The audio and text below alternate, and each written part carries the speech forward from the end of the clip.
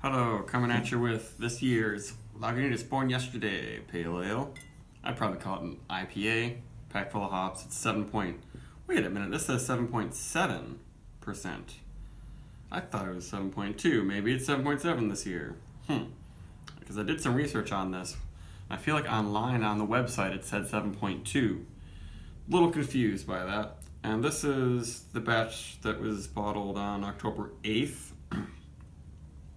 And I could have maybe looked up the codes to see if this was made in Chicago.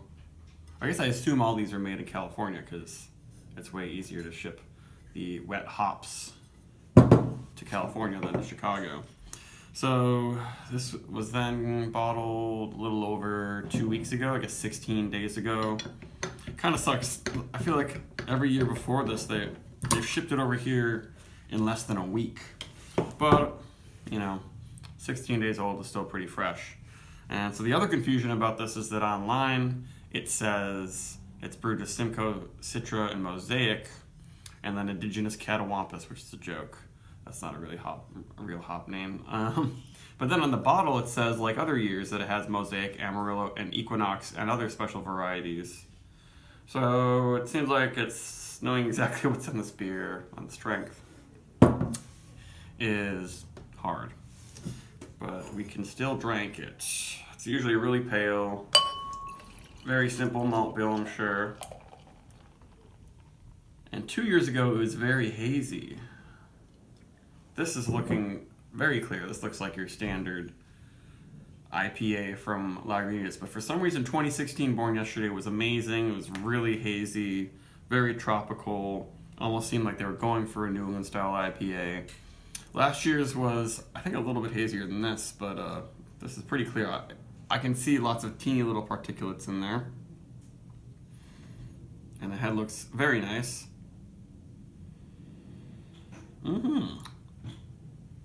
Lots of nice hop aroma in there. But it still smells very Lagunitas-y. Lots of candy, lots of Smarties, lots of mandarin oranges, and sweet but spicy flowers. Not super dank. A lot of more light floral, citrusy, candy-like smells. Cotton candy's in there too.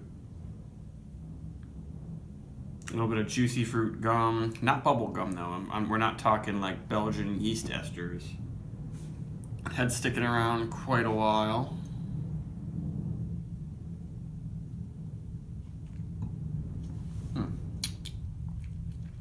Yep, that's pretty nice. Just a high quality Lagunitas beer.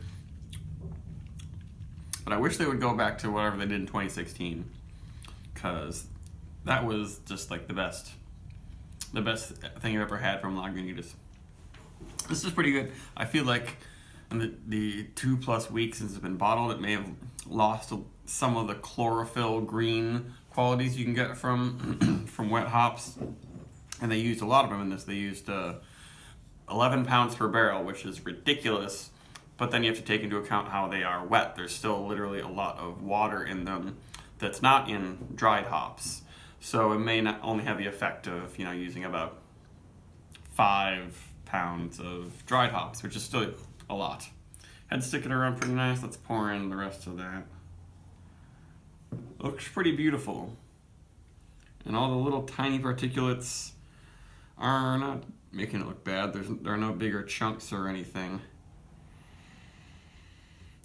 But really nice, but it's kind of, it's your West Coast style. It's your mild West Coast style, which is what Lagunitas does. It's nothing like a Stone IPA. Maybe they do make IPAs kind of like this every once in a while these days. But I don't really drink much Stone. It doesn't seem like it's 7.7%. I'm betting it's the online percentage is correct. I think it's either said 7.2 or 7.3. And the head's sticking out really well. I think the head retention of last year's wasn't great. Or maybe it was Born Again Yesterday of this year when they they try to recreate this beer in the spring. But this definitely has pretty intense, perfumey, pungent hops. Very perfumey, very floral. A lot of things that you don't get in the dried hops, I think. and it's not quite chlorophyll, but there is something lingering that I'm not used to. Maybe I should have drank a straight up regular Lagunitas IPA before this so I could kind of gauge how it's different. But as I drink it, I think it's getting spicier. I'm getting more black pepper, but lots of citrusy floral perfume for sure in this. Yeah, at first the candy notes were really strong, but now it's getting a little bit more, earthy, on the edge of dank. I guess the nose is still very, very sweet, perfumey, and candy-like. If I really inhale, I can smell that peachy mosaic for sure. Yeah, that's nice.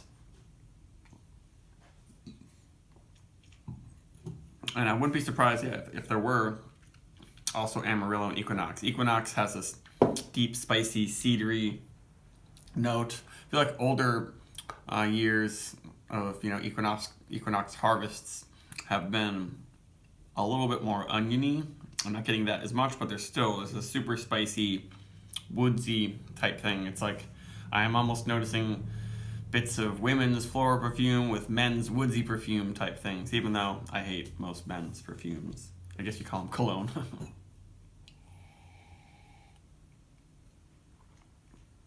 Yeah, this beer is not knocking my socks off, but it's definitely worth, a little over $10 and no more than $15 a six pack, considering what a lot of special small batch IPAs are going for these days.